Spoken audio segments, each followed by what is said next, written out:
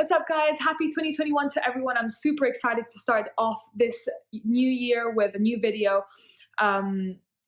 Considering 2020 has been super challenging, especially emotionally and mentally for everyone, I think it's important to start off on a positive note this year.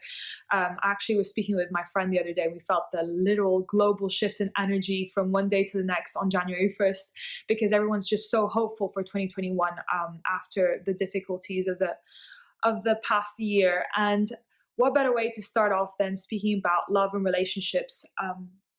I've actually been reading a lot of books over the holidays and rereading The Mastery of Love. And there are certain passages of The Mastery of Love that have to be reread more than once. It's a book that, it's not just a novel that you read once and you put down. It's a book that to really assimilate the information and to incorporate it, you have to read it more than once. And I understood there's one passage that stood out to me, and that was taking responsibility for your emotions, your actions, your feelings, your thoughts. I actually spoke about this in the previous video on minimalism, about how you are responsible for the way you respond, but not for external events. And likewise, you're not responsible for how your partner acts or thinks or behaves in a relationship. You can only be responsible for you. And that when you understand that, and you understand that you're responsible for your own happiness, you don't become dependent. You don't engage in a codependent relationship, because you understand that you have to do your own work and that the other person has to do their own work. And what's productive and great about that is that you keep evolving in a positive manner and you work on being the best version of yourself. And the only way to do that is to really have a nice relationship with yourself, so then you can have a nice relationship with your partner.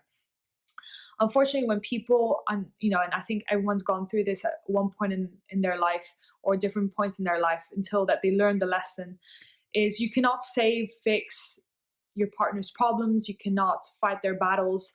You can give a helping hand. You can be by their side. You can be compassionate, understanding. But at the end of the day, if the person doesn't want to get out of suffering, if the person doesn't want to do the healing work, it is literally impossible for you to do it for them. Also, because it's not your right nor your responsibility to do so. The most fulfilling relationships are the ones where both people want to be the best version of themselves and work on that childhood trauma, work on those past wounds, and putting the ego aside and saying, okay, what can I do better? How can I be a better version?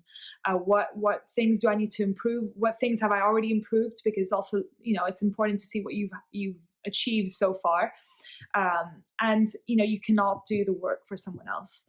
And I thought that's the idea of the perfect relationship is you are you take care of yourself. You can be there for someone else, but you cannot do the work for someone else. And that cannot be stressed enough. And I think once you understand that, you've done a lot of the work, because then when, times get tough, because obviously in relationships, there's always going to be some type of conflict at one point or another, because we're different people with different backgrounds coming from different parts of the world. And when we come together, we bring different cultures, different aspects to our lives, and we're going to have some diverging views. And the way you handle conflict shows a lot about how much work you've done on yourself and how much investment you actually are putting in the relationship. Because it's very easy to be doing well when things are all honeymoon-like and flowery, but it's the relationship is really ultimately put to the test when things are tough, when things aren't going as well, and you work through together to get up on the other side. And so I just thought that was a very interesting aspect of the book. That love in relationship is when you love and respect someone. That's a quote from The Mastery of Love. You're actually respecting that.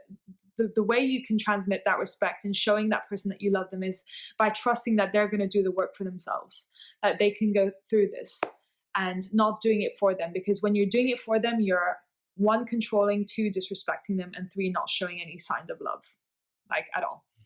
So I hope that you guys, that's all for today. I hope that you guys enjoyed this video, and that these words of the Mastery of Love help in some sort of way. They definitely helped me And it's very nice to see that our generation is really doing the work, the introspection. I mean, obviously there is that social media side that is kind of superficial, but superficial up to a certain point, because we can use social media to spread awareness, to spread positive vibes, and I think we're using that platform more and more to do so. And yeah, I think it's great that everyone is becoming more introspective, wanting to do the work, wanting to be a better version of themselves. So if you guys love this video, put a like. If you liked it, put a like. If you didn't like it, well, do whatever you need to do. If you want to see more content, then put subscribe, and I will see you next time. Bye bye.